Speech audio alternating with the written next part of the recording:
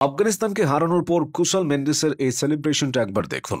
যেন শ্রীলঙ্কা নয়, বাংলাদেশের দায়িত্বটাই নিজের কাঁধে তুলে নিয়েছিলেন কুশাল মেন্ডিস। তার 52 বলে 74 রানের হার নামানো ইনিংস এশিয়া কাপে বাংলাদেশকে টিকিয়ে রেখেছে। মুজিব, নবী, রশিদ ও নূরদের সামলাতে গিয়ে হিমশিম খায় বিশ্বসেরা সব ব্যাটসম্যান। সেখানে কুশাল মেন্ডিস তাদেরকে মোকাবেলা করেছেন খুব সহজে। একের পর এক সুইপে বাউন্ডারি আদায় করেছেন। রানের চাকা সচল রাখতে নিয়েছেন সিঙ্গেলস ও ডাবলস। পুরো ম্যাচে মেন্ডিস আফগান বোলারদের তেমন কোনো সুযোগই দেননি। ডাউন দ্য উইকেটে এসে ছক্কা মারতে যাওয়া কিংবা উড়িয়ে মারার প্রবণতাও তার মধ্যে ছিল না। মানে তিনি রিস্ক না নিয়ে ম্যাচটা ফিনিশ করে এসেছেন। 170 রানের টার্গেটে খেলতে নামার পর শ্রীলঙ্কার সামনে সমীকরণ ছিল তারা 101 রান করতে পারলেই সুপার 4-এ পৌঁছে যাবে। অর্থাৎ এরপর জেতাটা তাদের জন্য অত্যাবশ্যকীয় কিছু ছিল না। কিন্তু কুশাল মেন্ডিস ম্যাচটা খেলেছেন কোনো ফাইনালের মতো। 4টা উইকেটের পতন ঘটলেও এক প্রান্ত ঠিকই আগলে রেখেছেন তিনি, যেন আগলে রেখেছেন 20 কোটি টাইগার সমর্থককে। ক্রিকেটার হিসেবে কুশাল মেন্ডিসের পথ চলা ভীষণ রহস্যময়। তিনি প্রতিভাবান, তবে মোটা দাগে সেই প্রতিভার বিচ্ছুরণ ঘটেনি। অনেকটা বাংলাদেশের লিটন দাসের মতো। কিন্তু লিটনের মতোই মেন্ডিসও যেদিন দাঁড়িয়ে যান, ক্রিকেট বলটা সেদিন ফুটবলে পরিণত হয়। আন্তর্জাতিক ক্রিকেটে লিটনের অভিষেক হয়েছিল 2015 সালে।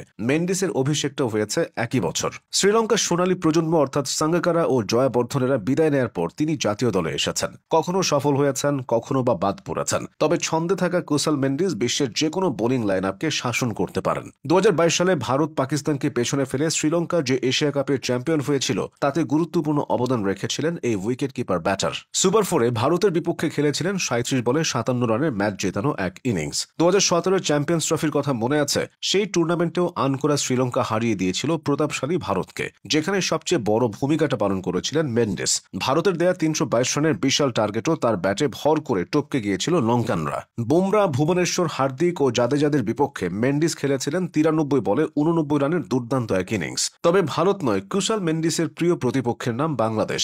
যে সংস্করণেই খেলা হোক, যে ভেন্যুতে ম্যাচ হোক, বাংলাদেশকে পেলে তার ব্যাট কথা বলে তলোয়ারের মতো। পরিসংখ্যান সেই সাক্ষ্যই দিচ্ছে। টাইগারদের বিপক্ষে 5টা টি20 খেলে 4টাতেই তিনি 50 করেছেন, যেখানে তার গড়টা 60, স্ট্রাইক রেট 167। বাকি দুই ফরম্যাটের চিত্রও একই। ওয়ানডেতে বাংলাদেশের বিপক্ষে প্রায় 35 ব্যাটিং করে 480 রান করেছেন এই টপ অর্ডার ব্যাটার। একটা শতকের পাশাপাশি অর্ধশতক করেছেন আরও 3টি। অন্যদিকে টেস্টে তার ব্যাট থেকে এসেছে 638 রান, ব্যাটিং গড় 63.8। এক কথায় অতিমানবীয় পারফরম্যান্স। তবে এশিয়া কাপে আফগানিস্তানকে হারানোর পর কুশাল মেন্ডিসের প্রতি বাংলাদেশের সমর্থকদের সকল বিরক্তি হয়তো মুছে গেছে। শ্রীলঙ্কার 8-10টা বাচ্চাদের মতো স্কুল জীবন থেকে ক্রিকেটের সঙ্গে পরিচয় মেন্ডিসের। স্কুল ক্রিকেটে একের পর এক সাফল্য তার সামনের পথ খুলে দেয়। তারই ধারাবাহিকতায় ঢুকে পড়েন অনূর্ধ্ব-19 যুব ক্রিকেট দলে। সেখান থেকে আসেন শ্রীলঙ্কার জাতীয় দলে। 2015 সালে ওয়েস্ট ইন্ডিজের বিপক্ষে টেস্ট দিয়ে শুরু। এরপর 2016 সালে আয়ারল্যান্ডের বিপক্ষে ওয়ানডে এবং ইংল্যান্ডের বিপক্ষে টি20 দিয়ে 3 সংস্করণে তিনি অভিষিক্ত হন। ক্যারিয়ারের প্রথম ভাগে বেশ চড়াই উৎরাই পার করতে হয়েছে মেন্ডিসকে।